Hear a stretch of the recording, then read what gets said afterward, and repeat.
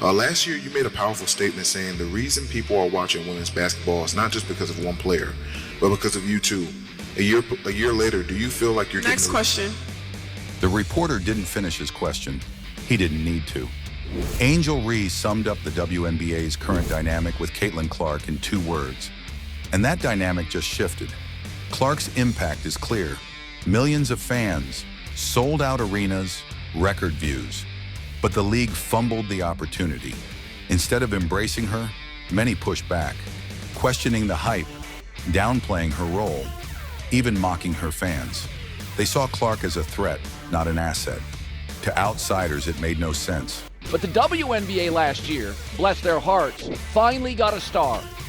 And they didn't know that. They couldn't figure it out. Well, we don't want to put too much Caitlin Clark on. Nope, every game. More Caitlin Clark all the time, always. Caitlin Clark is easily the most influential athlete in a team sport since Michael Jordan. The success, the headlines, the hype, the crowds. It was everything the WNBA had longed for. They finally had the player, the spotlight, the breakthrough. Real money and global attention were within reach. But the face of it all was Caitlin Clark. And for many players, that wasn't a win. It felt like a loss. Not because she succeeded, but because she did it alone. The dream was that they would lift the league together. The hardest truth? Fans do care about women's basketball. They just came for Caitlin. There's levels to this thing, and that's just life. We all went through it. Yes, Diana, there are. It's been like grief, denial, anger, all of it. And how it all connects. Wild. It's been sad, messy, and a bad look for the WNBA. But now there's a shift. A small moment changed everything. The league sees what's coming, and now they're scrambling to catch up. Let's break it down.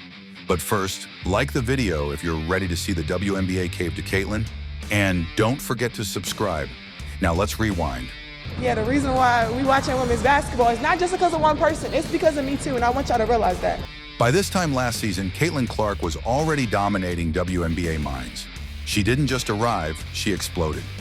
Viewership tripled, NBA arenas sold out, jerseys flew off shelves. Fever games became must-see, with long lines and playoff-level ticket prices. Now, if we say her stats are today, what? 20 points, 8.4 assists, 6 rebounds. That's crazy. But 5 crazy. The jealousy started before Caitlin Clark even went pro. The hype was generational. She broke the all-time NCAA scoring record, led Iowa to back-to-back title games, sold out arenas, and hit logo threes with ease. Then came the WNBA draft. No surprises, just a coronation. She was the clear number one. One pick in the center of media, sponsors, and flashing cameras. But that's when things got weird. The league had seen stars, Aja Wilson, Kelsey Plum, Breanna Stewart, MVPs and champions. But none got this hype, and for some, that hurt. Enter stage 1 of grief, denial. It wasn't just doubt, it was resistance. Players, media, even execs tried to downplay the moment. The cracks showed before she ever stepped on court. Caitlin's coming. There's more than just that are coming. What will the league have in store for them when they get there? Look, SVP, reality is coming. If Caitlin had flopped or even been average, the old guard would have had their "I told you so" easy narrative. College isn't the pros. You don't just walk in and dominate. The hype fades, media moves on, and the vets feel vindicated. But that's not what happened. Her debut drew 2.1 million viewers, the biggest in 20 years. Every game boosted ratings. National TV, packed arenas, sold out jerseys. She didn't just show up, she took over. And that's when it hit, stage 2, anger. Voting last season. Clark, hammer. 3 Sky players coming over. Here's Clark for 29 points, gets tripped up. Is good. Kennedy Carter now with 12 points off the bench. Once it was clear Caitlin's momentum wasn't slowing, no matter the eye rolls or critiques, the league shifted to damage control. On the court, players got physical, hard screens, off-ball hits, cheap shots. Refs stayed silent. It became a pattern. Let her get hit, frustrated, doubtful. If the hype wouldn't fade, they'd try to break her, and it showed. She was tired, bruised, drained, but she didn't break. She leveled up. Post-Olympic break, she returned stronger, playing MVP-level basketball, leading wins, breaking records, earning first-team All-Star. That's when Stage 3 hit. Bargaining. People tried to make sense of it, justifying the shift to protect what they'd lost. It's just the structure of the way media plays out race. So last night, we read Time magazine where Caitlin Clark was named Athlete of the Year. Why couldn't they have put the whole WNBA on that cover?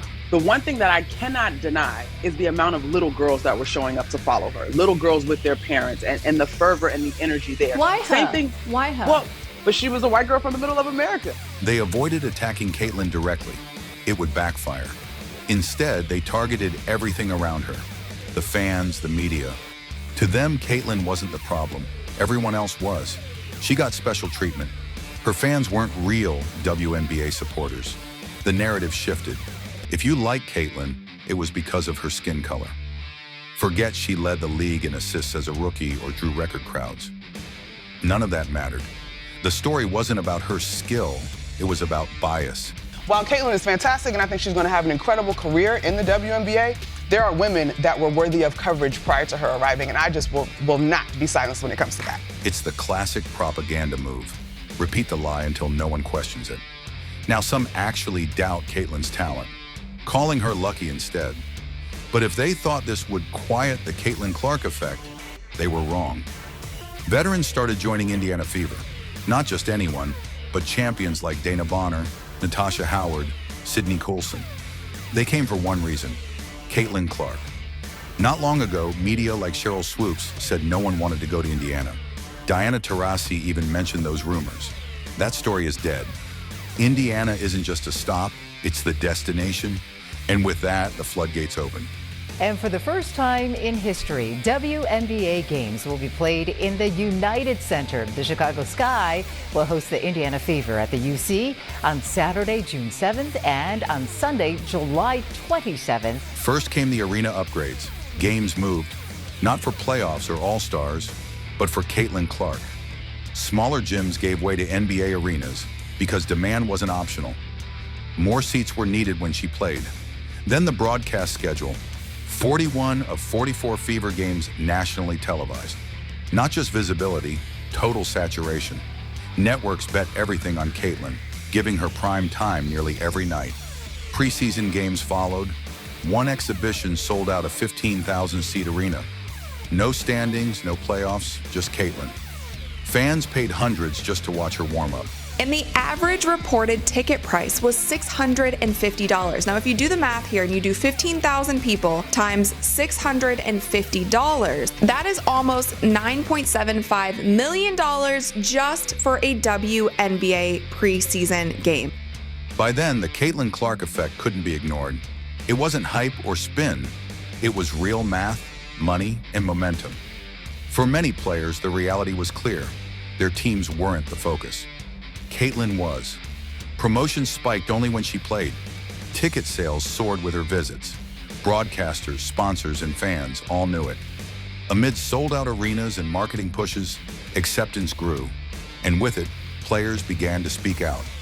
Yes, have we ever had teams have to get into larger arenas to play against a team? No, we have not. So if we have more eyeballs on the game and Caitlin Clark brings that, why would we feel some kind of way because she has more television games?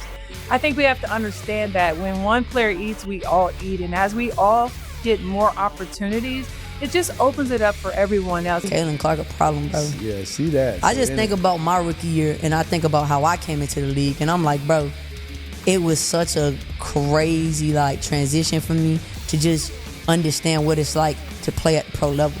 And it's like this girl coming in as a rookie and going she broke the record for assists. I don't think people really understand how crazy that is to do as a rookie, your first year doing this. But That's another Shout out to episode. Caitlin. Shout out to Caitlin, bro. The plays that she was making still, despite all that, was like insane. But like people were so caught up in the logo threes and the highs, the 20 3-point attempts per game, which absolutely I understand that. Like it was so much fun to watch. But I always said she could potentially be one of the best point guards to ever play in the WNBA.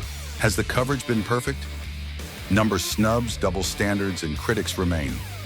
But the tone is changing. Media that once doubted her now highlight her leadership, work ethic, and impact. Skeptical players are beginning to give real credit, not just that she's good, but that she's changing the game. That leads us to the moment that sealed it, Caitlin Clark's homecoming. The fans filed outside in droves, getting ready at Carver Hawkeye Arena, and watch parties all around Iowa City. Everybody wants to catch a glimpse of Iowa's favorite daughter, Caitlin Clark, returning home. Over 1.3 million watched that exhibition game on TV. It wasn't just the packed arena or turnout, it was the context. That number topped WNBA preseason and outdrew other pro leagues. But more than viewers, it was what Caitlin did knowing they were watching.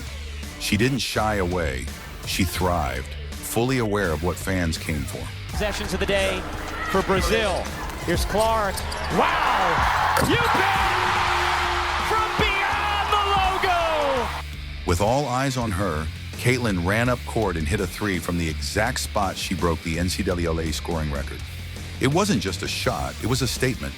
The fans went wild. This wasn't just basketball anymore. It was entertainment, storytelling, theater. A perfect full circle moment. Caitlin knew exactly where she was and how to create a memory the audience would never forget. I think one of the things I love about Caitlin the most is her understanding and like willingness to like meet the moment and like do the thing that she knows everyone wants her to do. She knows what the people. She broke the record making that shot to begin with. There's just like a certain star quality and like star power there. But it takes you being confident enough, willing enough to be like, oh no. I know what you want. Come here. I'm gonna give it to you. I loved it so much. I just think it's great. I love when athletes like have that like bring the cameras right over here. Well, it's so fun. I mean, I couldn't agree more. She knows it. And speaking of giving fans what they want, the Brazilian national team couldn't resist. After the exhibition, they didn't just shake hands and leave. They surrounded Caitlin, smiling, laughing, snapping selfies like they'd met Michael Jordan. Because to them, that's exactly who she was.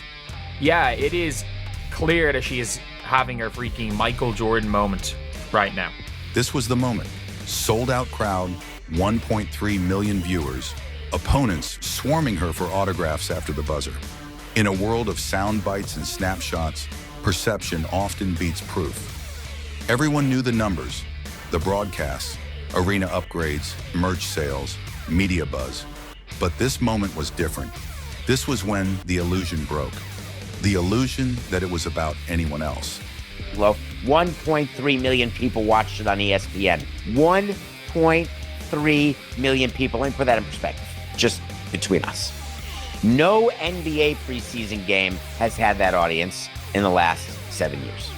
Only 2 preseason games in the NBA have had that audience in the last 15 years. More people watched this preseason game than game 1 of last year's WNBA Finals.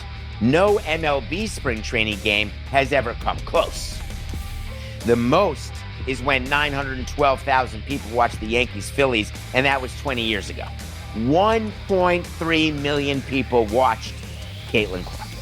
And just like that, the game changed. The favorite to win MVP, should she be? Yeah, I think so. When you talk about Caitlin Clark, she averaged 19 points, 8 assists. I love that you're counting for me. I need you to count out loud. 19 points, 8 assists last season, but had an even better finish to the season after the All-Star break, after the Olympic break. She lit it up. What did she average? 12 assists during that time? She now has more pieces around her, more teammates she can get the ball to, and she had a full off season. It is a balance, but she's a generational talent. No league's ever about one player, but in this case, Caitlin brought tens of millions of new viewers into the W, and there's no denying that impact.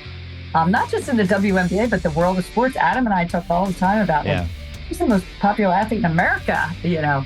Players, media, and analysts suddenly became much more pro Caitlin Clark than weeks before. Why? Because after the preseason sellouts, soaring ratings, and the pull she had on every arena, it was no longer up for debate.